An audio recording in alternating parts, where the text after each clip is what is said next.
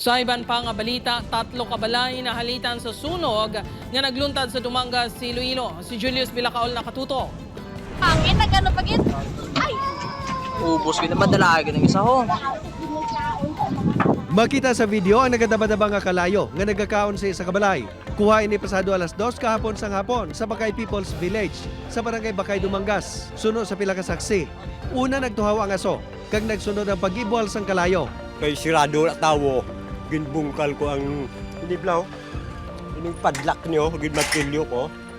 Pag matilyo ko buksan, pagbukas ko ginabran kong ang main nga pirtahan, kalayo kurtina. Ang ginatudlo nga ginhalinan sang kalayo ang balay sa pamilya Doc Dosil.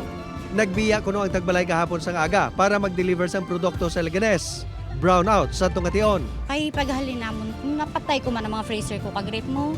Pero ang sa ila balita, tani ko no kung ano man nila, galing may nagdilupok na kung sa sulod na. Totally gutted ang balay ni Mary Grace. Kag wala gid sa nasalbar sa kagamitan.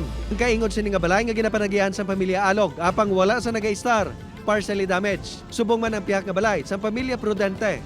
Wala pa matumod ang gintunaan sa sunog. Wala man sang assessment kung pila ang halit nga gintuga sini.